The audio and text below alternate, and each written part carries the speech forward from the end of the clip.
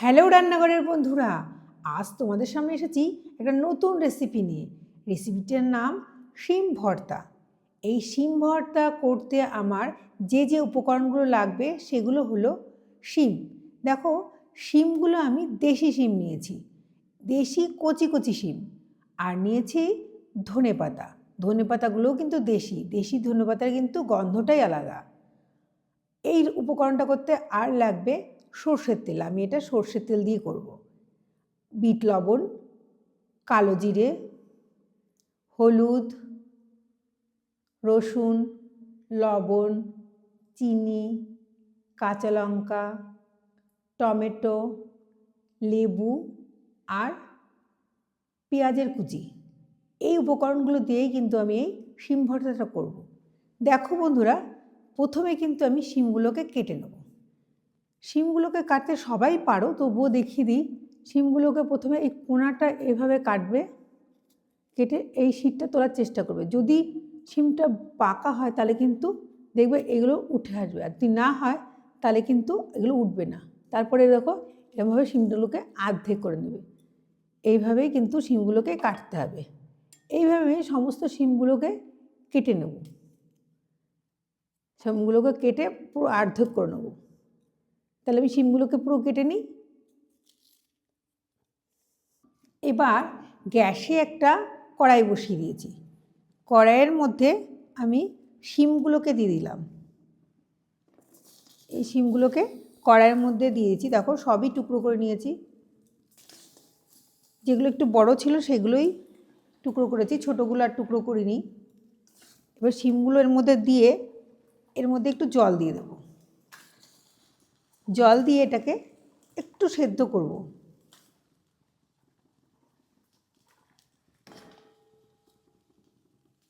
দেখো, সামান্য একটু জল এর মধ্যে দিয়ে দিলাম। এর মধ্যে আর দিয়ে দেব একটা লেবু, এই টমেটো। এই টমেটোটা গোটা এর মধ্যে দিয়ে দিলাম। আর দিয়ে দেবো রসুনের কুচিগুলো। রসুনগুলোকে গোটা গোটাই রেখেছি, কুচি করিনি। এর মধ্যে দিয়ে দিলাম। দিয়ে এবার একটা ঢাকনা দিয়ে এটাকে ঢেকে দেবো যতক্ষণ না জলটা না কমে আসে। শিমগুলোকে ঢাকা দিয়ে এইভাবে সেদ্ধ করে নিতে হবে। শিমগুলো কিন্তু টকবক করে ফুটছে।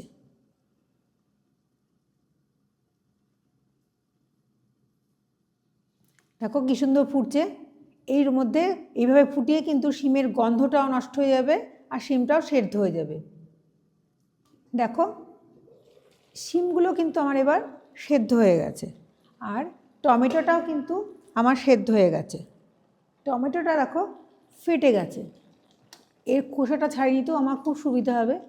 এবার এই সেদ্ধ শিমগুলোর জলটা আমি ফেলে দেবো। তাহলে আমি জলটা ফেলে দিই। গ্যাসের উপরে একটা কড়াই বসিয়ে দিয়েছি, আর এর মধ্যে খুব সামান্য একটু সর্ষের তেল দিয়ে দিলাম।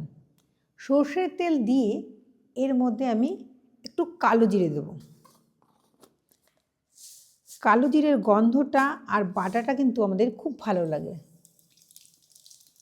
এবার সব শিমগুলো, যে সেদ্ধ করা শিমগুলো, এগুলো এর মধ্যে দিয়ে দেবো। একে একে আমি সব শিমগুলোই দিয়ে দেবো।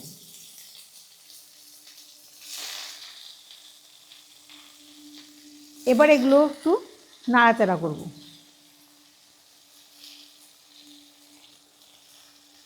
তারপর সব শিমগুলো আমি এর মধ্যে দিয়ে দিলাম।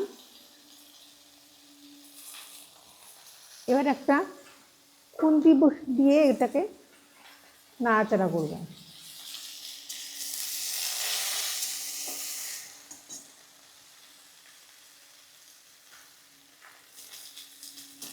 এই অবস্থায় আমি একটুখানি লবণ আর হলুদ দিয়ে দেবো।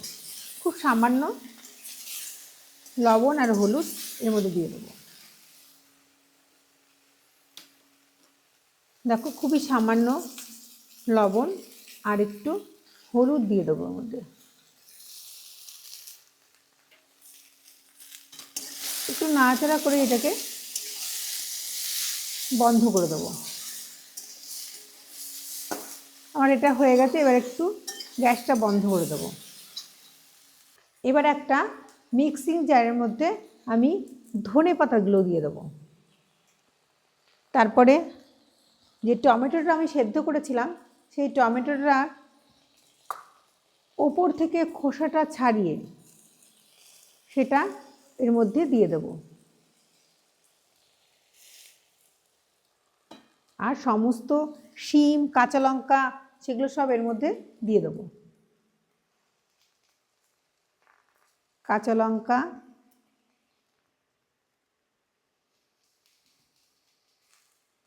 তিনটে কাঁচা লঙ্কা দিয়ে দিলাম। আর দেব সব শিমগুলো।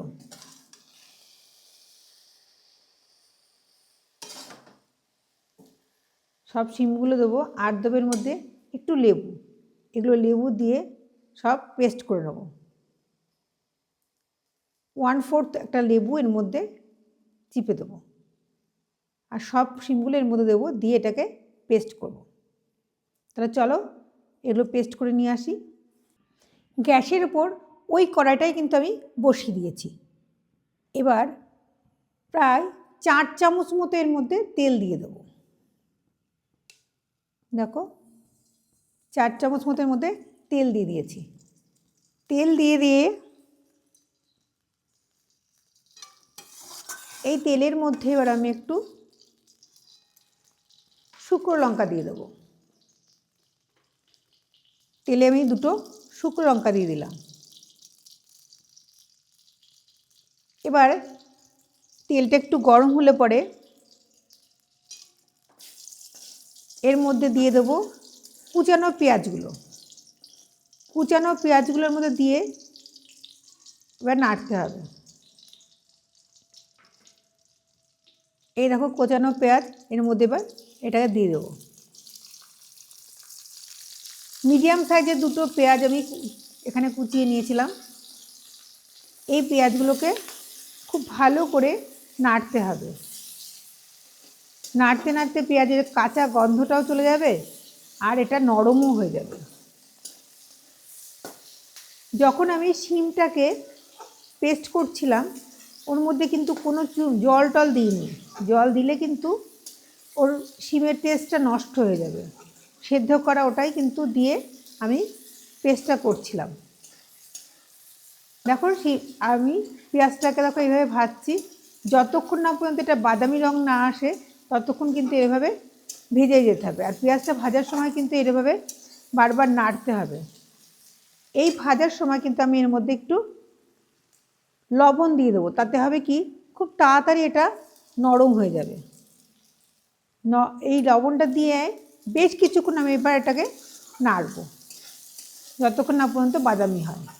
তাহলে এটা আমি নেড়ে নিই একটু বেশ কিছুক্ষণ।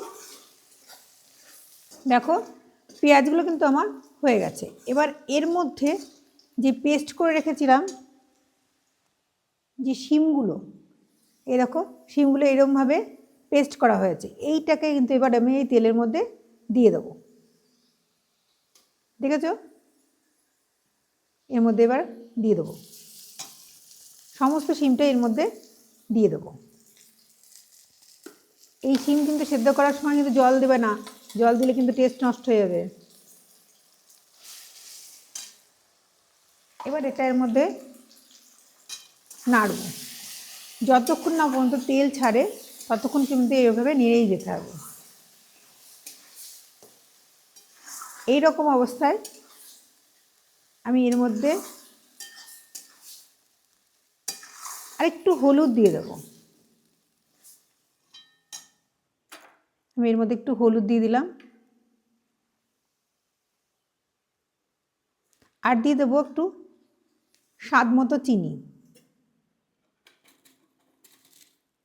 ব্যালেন্সটা ঠিক রাখার জন্য একটু চিনিও কিন্তু এর মধ্যে দিতে হবে।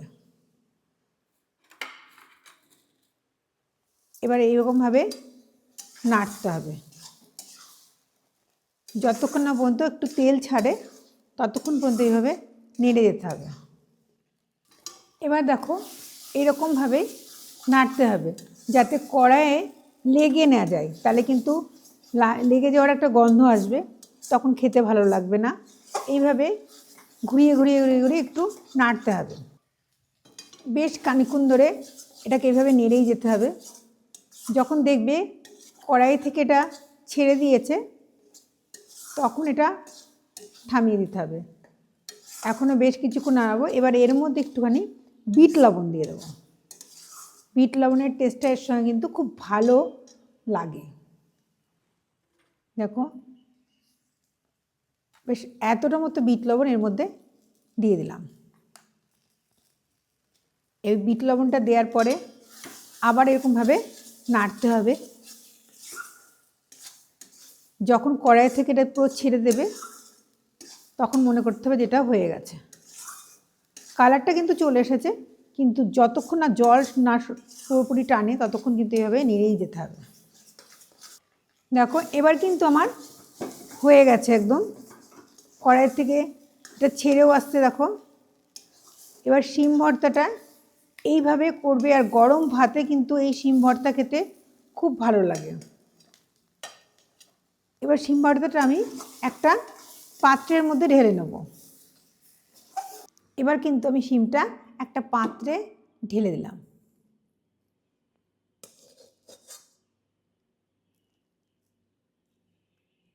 এই পাত্রে দেখো আমি পরিষ্কার করে এগুলো দিই।